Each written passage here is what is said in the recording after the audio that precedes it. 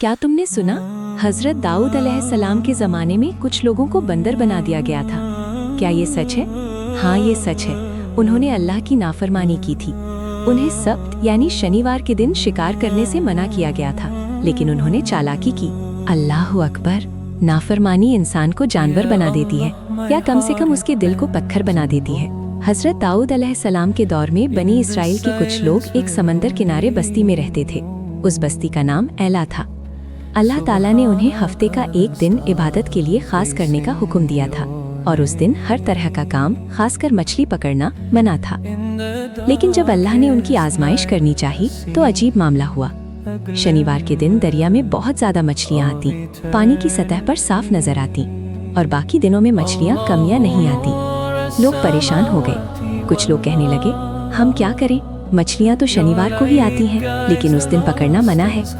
پھر شیطان نے ان کے دل میں خیال ڈالا، سیدھا شکار مت کرو، بس ایک طریقہ نکال لو۔ انہوں نے ایک چال چلی۔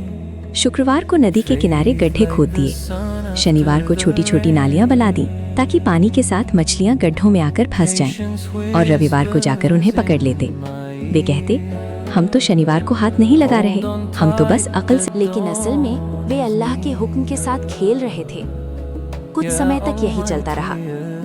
پھر اس بستی کے لوگ 3 حصوں میں بٹ گئے۔ پہلا حصہ جو چالاکی کر کے شکار کرتے تھے، دوسرا حصہ جو انہیں روکتے تھے اور کہتے تھے اللہ سے ڈرو، تیسرا حصہ جو چپ رہتے تھے، دل سے برا جانتے تھے لیکن کچھ کہتے نہیں تھے۔ جب گنہگار لوگ نہیں مانے تو روکنے والوں نے کہا، اب ہمارا تم سے کوئی رشتہ نہیں۔ انہوں نے اپنے گاؤں کے بیچ میں دیوار بنا لی۔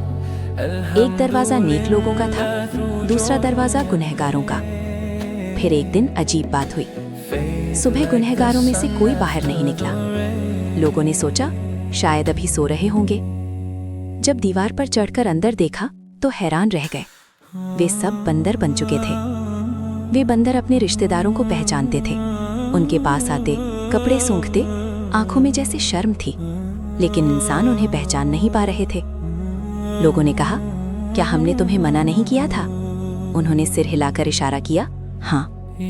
3 دن تک وہ اسی حالت میں رہے، نہ کچھ کھا سکے نہ پی سکے، پھر سب مر گئے۔ کہا جاتا ہے کہ ان کی تعداد قریب 12,000 تھی، اور ان کی نسل آگے نہیں چلی۔ یہ واقعہ قرآن میں بھی بیان ہوا ہے تاکہ آنے والے لوگ سبق لیں۔ سبق صاف ہے، اللہ کے حکم کے ساتھ چالاکی کرنا بھی نافرمانی ہے۔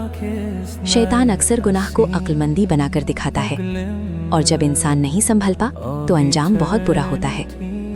بھائیوں، یہ کہانی صرف ان کی نہیں ہے، یہ ہمارے لیے بھی ایک چیتاونی ہے۔